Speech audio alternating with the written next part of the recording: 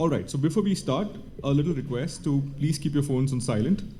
And if there will be a QA round, and if there are further questions after this talk is completed, we have a speaker's lounge right next door. So you can meet up the speaker and you can have your questions addressed over there. Also, if you like this particular talk, please tweet us at Recon Village on Twitter and on LinkedIn, and we'll be handing out special gifts and prizes for some random people. All right. So the next speaker that we have is Patrick Warren, and just a little introduction about him. He is an associate professor in the Department of Economics at Clemson University. He co-directs the Media Forensic Hub at Clemson University, where he does a bunch of work using OSINT techniques, mostly in the context of social media. And the topic that he will be covering is, the places you will go, using media variants to trace the organization and behavior of a coordinated inauthentic influence operation. So yes, please welcome Patrick Warren. Thank you. All right.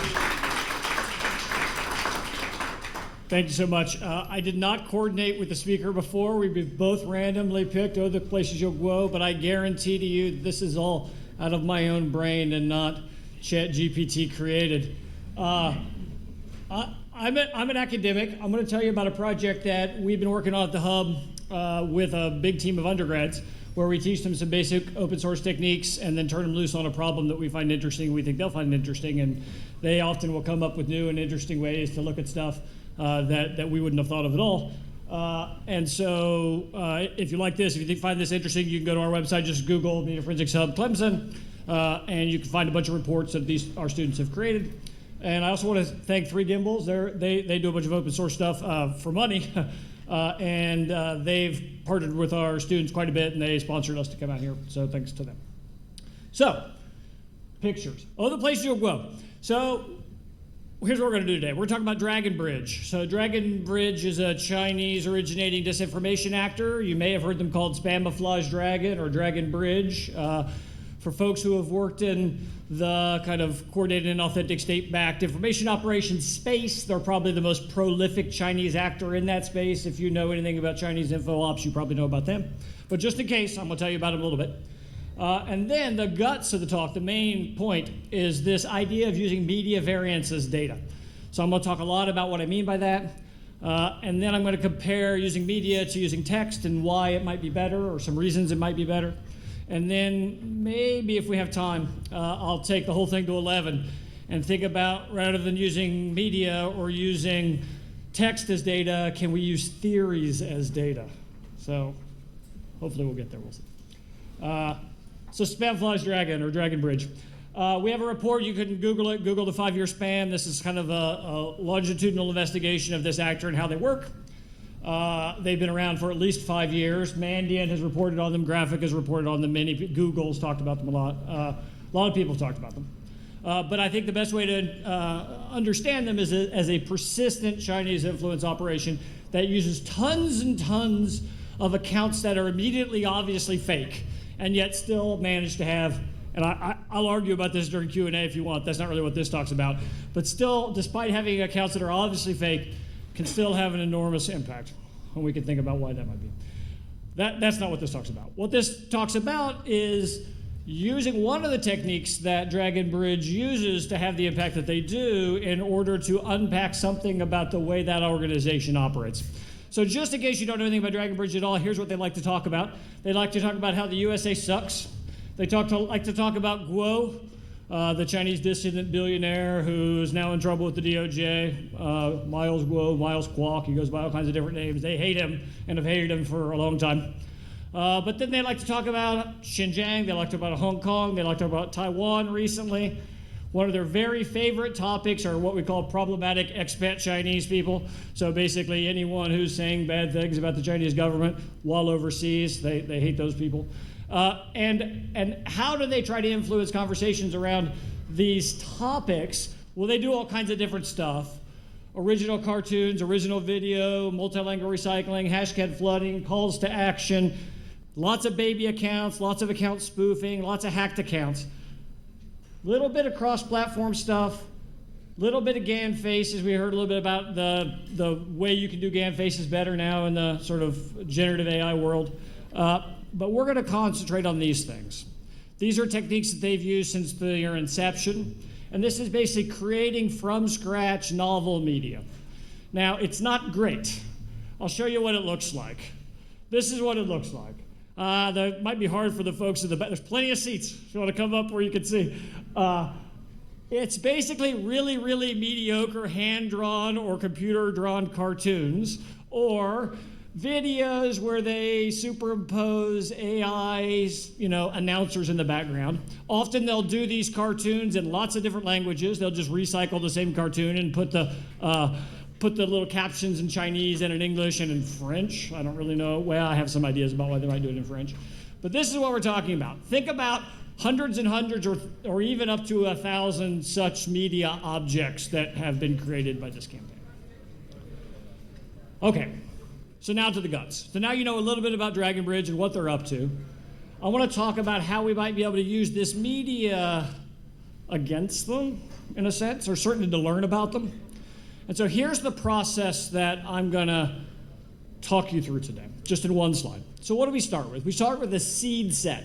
We start with a couple hundred examples of cartoons that we think were created by Dragonbridge. And again, they don't hide who they are really at all. It's pretty easy to find cartoons that you can attribute at a very high confidence to this operator. And so cartoons or YouTube videos are still from YouTube videos, or the whole video, we can think about that. But we need a little seed set of images or videos that we are pretty sure are coming from this actor. Then we need to turn that seed into a field. And the way to do that is reverse image search. There's lots of ways that you can automate this reverse image search. I won't talk through all of them.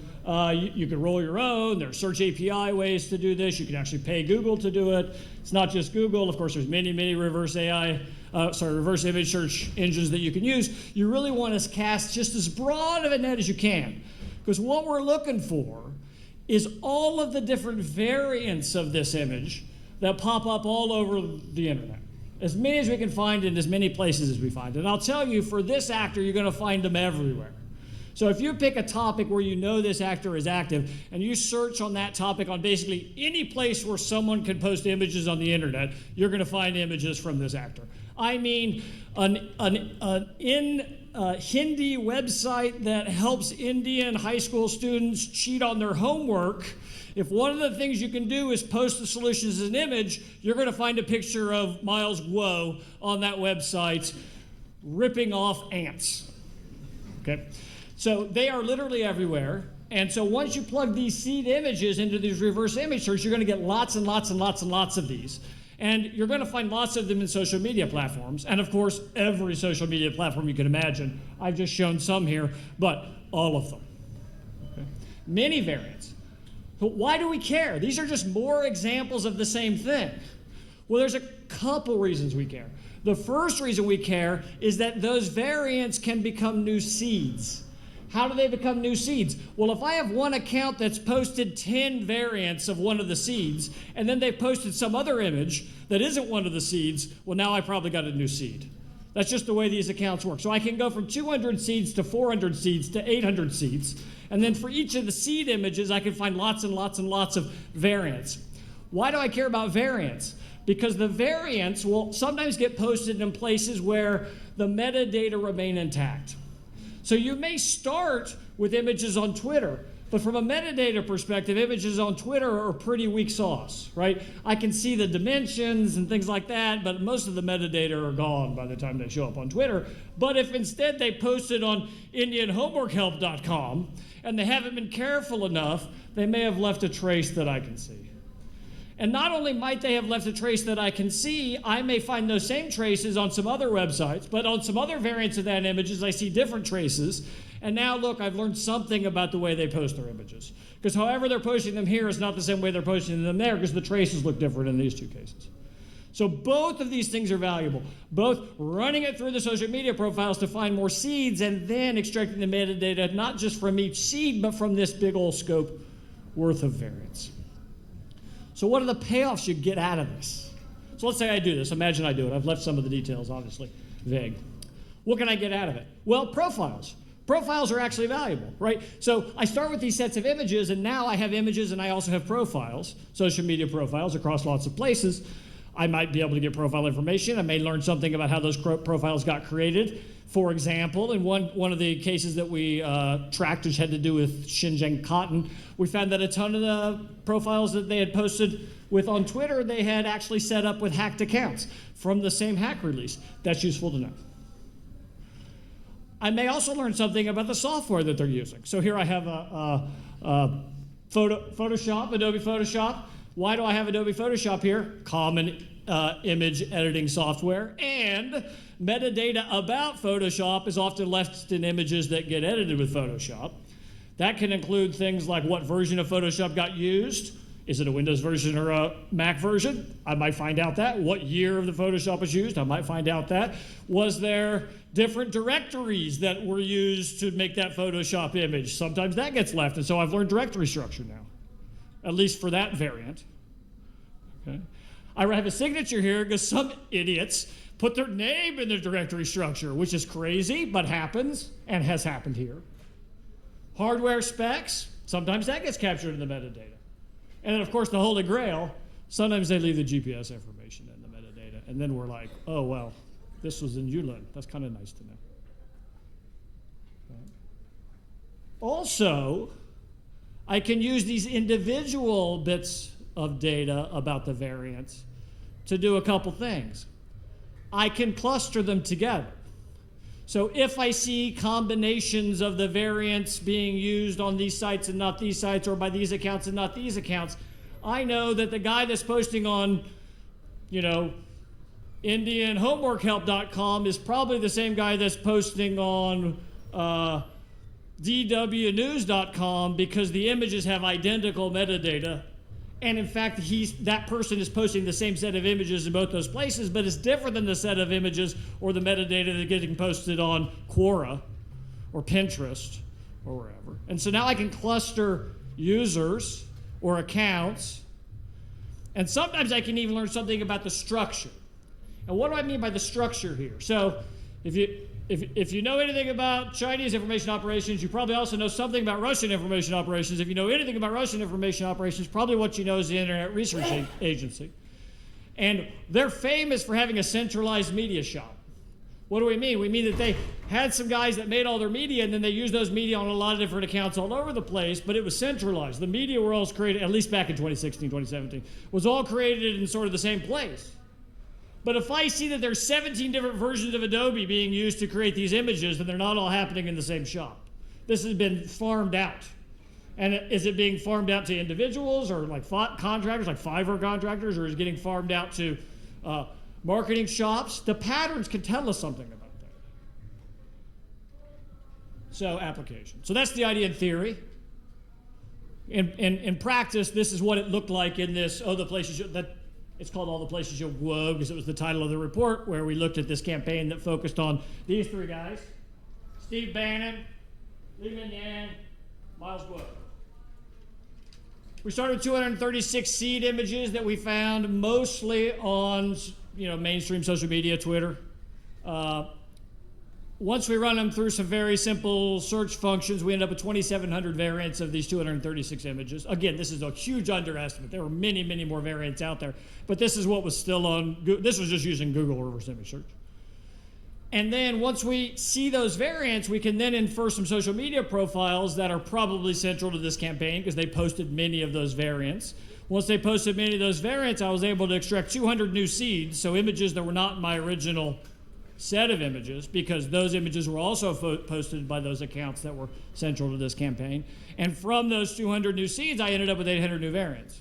So I ended up with about 3,500 variants that were all basically pictures of these three guys: Li Minyan, Steve Bannon, and Miles Guo, in all kinds of different languages.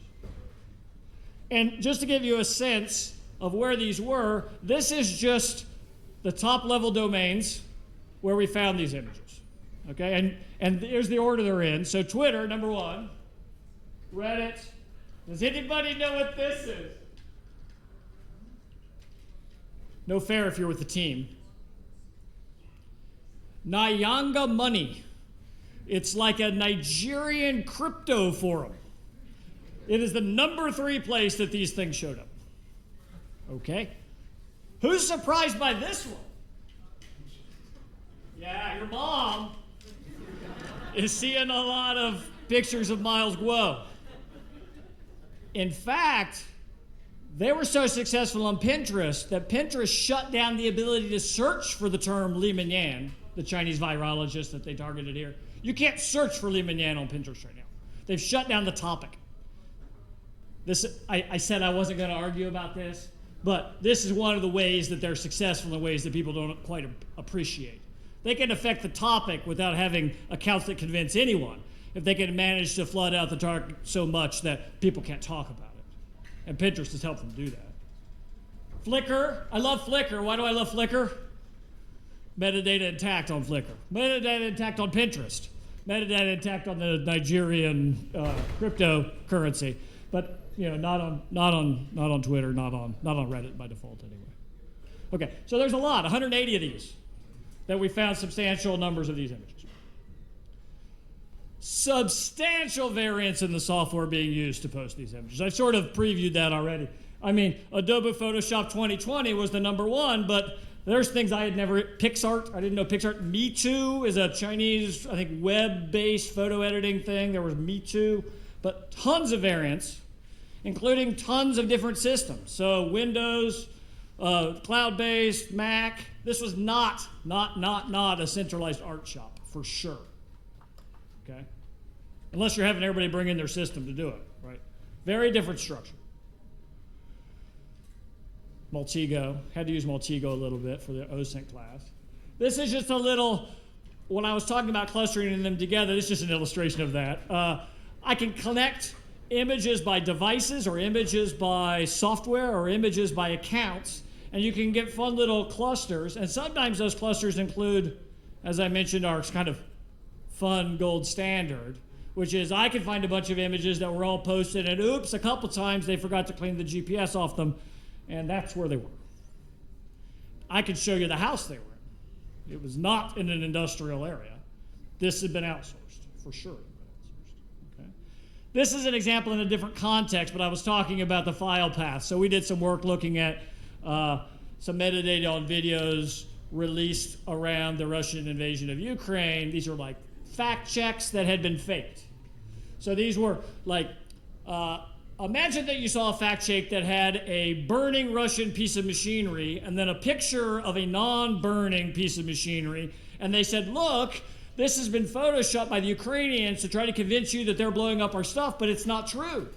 But then you dig in the metadata and you see that, oh look, when they whoever created this fact check also created the burning image. So they have created fake news and then fact checked it to convince you that the Ukrainians are lying. But they forgot to clean up their metadata, and it turns out it was in a directory called Gerasimov Constantine Working Folder. Okay? Probably not every variant of that media had this metadata still intact, but if you searched hard and far and long enough, you might find a variant that does. So just because you found it once doesn't mean you're done.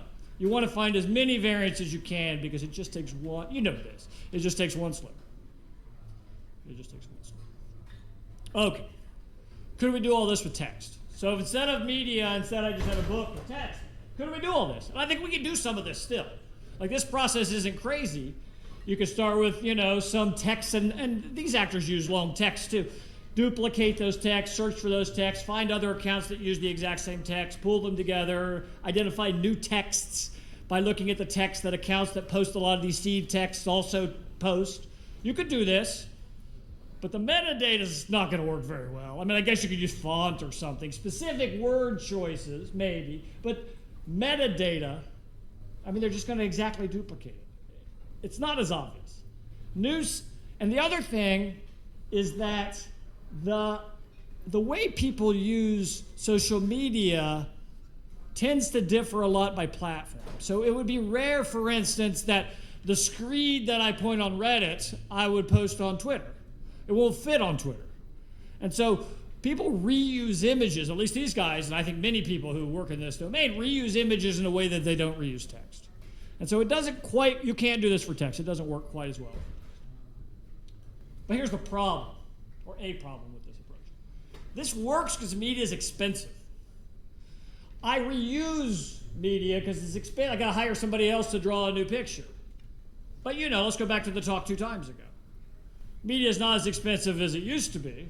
This guy said if I were an artist, I'd be scared to death because, my badass tiger, or the Tigers, Clemson Tigers, my badass tiger here was created with a generative AI, and I could create 3 tigers with turtlenecks tomorrow. And I could create thousands of tigers with turtlenecks tomorrow. And reverse image search isn't going to tie those tigers with turtlenecks together, probably. At least not traditional reverse image search, because they don't look enough alike to kind of get matched up by reverse image search. And so, although these are clearly all variants of the theme of tigers with turtlenecks, less badass than the neon tiger, of course, it's hard to reverse image search for a theme. And so when I said that maybe we could take this to 11, I think there is still a path forward for this idea of using media variants. But that path is going to use AI to fight AI. So maybe reverse image search can't say those are all tigers with turtlenecks, but computer vision could say those are all tigers with turtlenecks. Or at least it can get pretty close to saying those are all tigers with turtlenecks. It's not just, I've been talking about pictures here. It's not just pictures, there's videos too, but we heard about Whisper this morning. We can do this with images too, right? You combine computer vision with some screenshots out of a video, and now we got the transcript, and at least we know at least every 10 seconds what was on the screen. We can get a pretty good sense of what the video's about. And so a video about a tiger and the turtleneck, we might be able to match with other videos about tigers and turtlenecks, or about how Taiwan is really part of China. And so we may be able to find variants of videos or media in the same way that we find variants of exact images. It's just going to be a little harder. And the idea I guess I want to leave you with here is that, maybe tigers with turtlenecks is not actually what we want to match on. What we want to match on is, cute animals with turtlenecks or something. What we really want to do is we want to stick media items together in the same way that the influence actor would. And so if I could guess or have some sense of what sort of target they might have, then I could use this same process where I look for images or videos or whatever that fit that target and run the exact same idea. Or if I have seeds of accounts, I can extract their target. Not at the level of tigers with turtlenecks, but at a more general level. This is hard. This is really hard. We're trying to teach GPT-4 right now to extract what you might call narratives. We like to call theories because we think it's more general than narratives. You might be able to extract theories from tweets. You might be able to extract theories from images and videos. And then you could run all of this at the level of the theory. It's pretty abstract, but it may be where we need to go. I'm going to leave it there. But I'm happy to field questions about this or about the hub or any of it. And I don't know how you run questions. Just stand up and talk? Yeah, please. Oh, yeah. So when you're talking about training AI using the images to kind of create their scenes, what ideas of protections you put in to make sure that the images are not poisoned, as in have metadata embedded into it to screw up your entire large language model, or is that something that's farther down the line? Yeah, so you could imagine that if I'm afraid of this sort of move by the detector, then I take my account and I seed it every once in a while with images that are, are purposely made to lead the LLM down the wrong track. That's a risk for sure. That's a risk even in the approach that I'm using right now, right? If they sprinkle throughout the social media accounts, some images that aren't part of the campaign at all, then it's hard for me, I'm going to match on those. My solution right now is it needs to be, in order to consider it part of a campaign, it's going to have to be used by multiple accounts that are part of the campaign. Now, they may do that. They may stick false flag images throughout multiple accounts. But then, is that any different than it being part of the campaign? I mean, so now I found that probably this dude who's running these 10 accounts, he uses the same false flag images. Now I got a trace. It's just not a trace that's related to the product of the campaign, but rather it's a trace related to the countermeasures he's taking. But whatever, that's good. I'll count that as a trace. So I don't think that's quite as worrisome as you might be worried. Well, catch me in the speaker's lounge if you have any more questions. I'm happy to talk. Thank you.